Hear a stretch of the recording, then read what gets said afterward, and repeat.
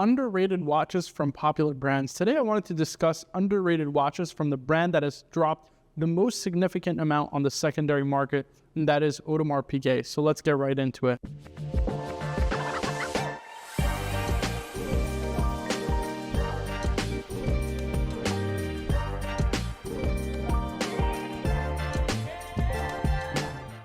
So I know this may seem totally crazy given the overall popularity of AP watches and considering their overall production of about 40,000 watches a year. But yes, no question about it, the watch that has dropped most significantly in terms of prices on the secondary market is AP. It's crazy to think that a 15500 ST blue dial was trading upwards of $100,000 at the peak of the market back in April 2022, where that watch today trades right around the $45,000 price point. It's a crazy decline in value. We're talking over 50% essentially. It basically halved in price.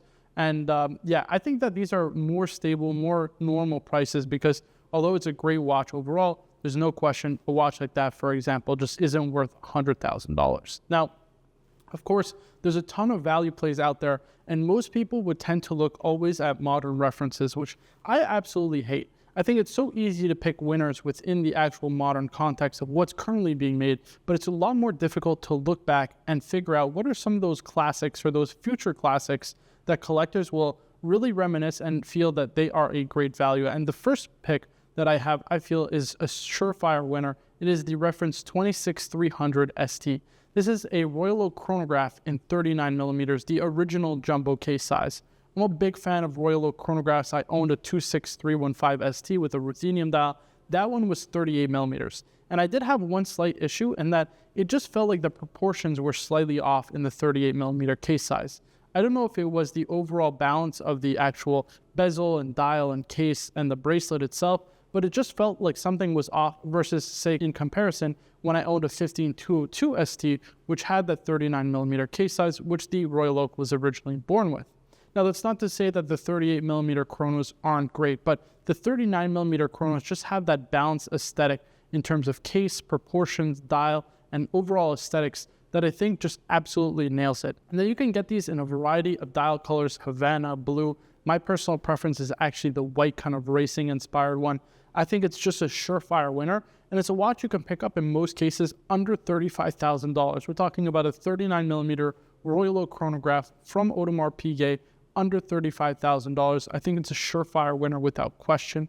Considering the modern references in 41 millimeters, in most cases, like for example, in a blue dial, will trade well over $50,000. I just don't see the value in paying essentially over almost double the list price of the watch, considering you can get this value play in what I feel is a better case size than 39 millimeters in far fewer production compared to the modern references, and that aesthetically is a lot more bold and a lot more interesting than the modern timepieces.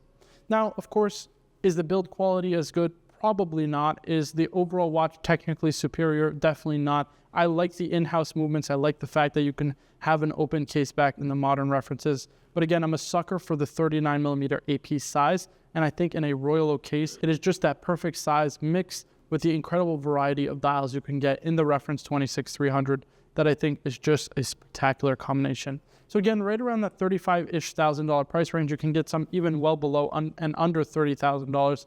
I think it's a great value play and one that I feel certainly has a lot of merits for collectability, considering, listen, you can get a 15300 for right around $30,000, which is just a simple time and date only Royal Oak.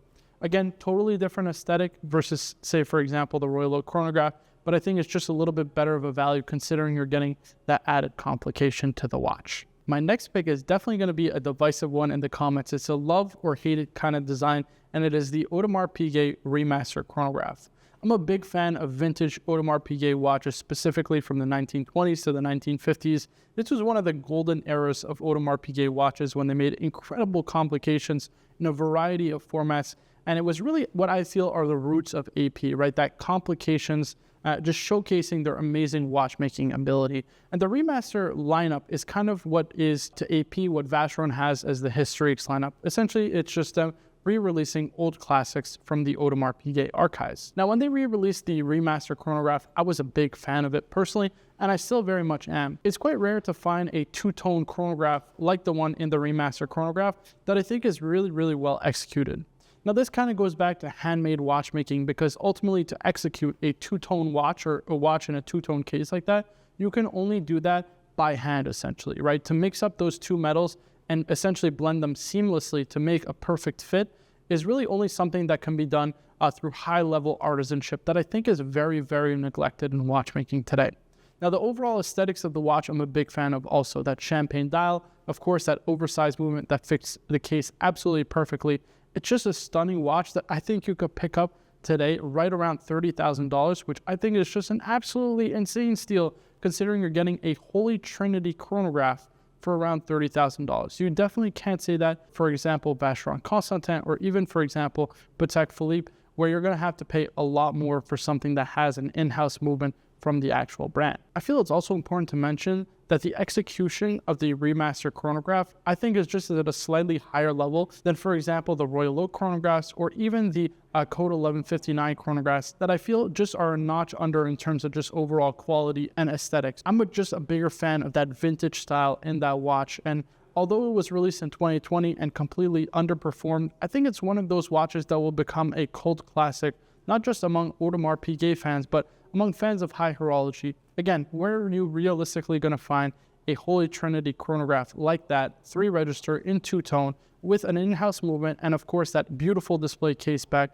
showing off AP's technical prowess when it comes to watchmaking for right around $30,000? I think it's a no-brainer, no doubt about it. Now, I talked about some more traditional dress models from AP, and of course one Royal Oak, but I'm a big fan also of the Royal Oak Offshores. Although I can't pull off the size, I'm a big fan of 26400 SO, particularly in the Panda dial. Now, this watch comes in at 44 millimeters, featuring the more traditional sub-dial layout of 12, 9, and 6, which I actually tend to prefer over the 3, 6, and 9 layout of modern offshore chronographs. Now, these watches come in a variety of style, my favorite personally being the Panda style dial, but I'm a big fan of these simply due to the fact that you get all the modern movement and build quality technology of the ceramics and the pushers, the bezel, which is a lot more wear resistant than, for example, the previous reference, which used either steel or rubber components, which were much more prone to wear, of course.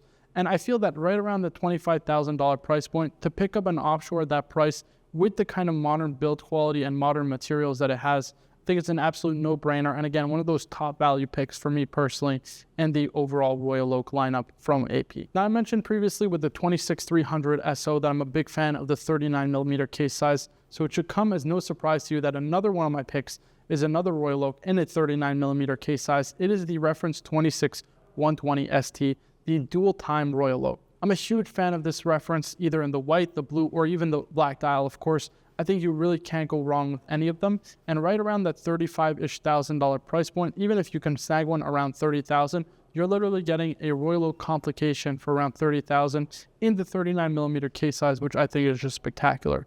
Now, the watch features a JLC caliber, which I think is awesome because it just kind of harkens back to old historical watchmaking, JLC being the watchmaker's watchmaker, having supplied so many movements for AP, the original Royal Oak, featuring the incredible JLC 920 movement. So it kind of just harkens back to that Royal Oak history and heritage, and of course that incredible partnership and working relationship between AP and JLC. And again, you get all the benefits of kind of modern build quality, modern movement technology, with, of course, both the know-how of AP when it comes to case, bracelet, and overall dial design, and of course, when it comes to JLC with the technical movement side of things. So overall, big fan of this watch. If you can pick one up, white or black dial, right around that $30,000 to $35,000 price point, I think it's an absolutely incredible wristwatch that you definitely should consider adding to your collection. Classing it up a bit to finish off my list, I wanted to pick something that was kind of a more traditional complication and that definitely had a more traditional style. And so I went for a dual register chronograph, the Audemars Piguet Jules chronograph reference 26100.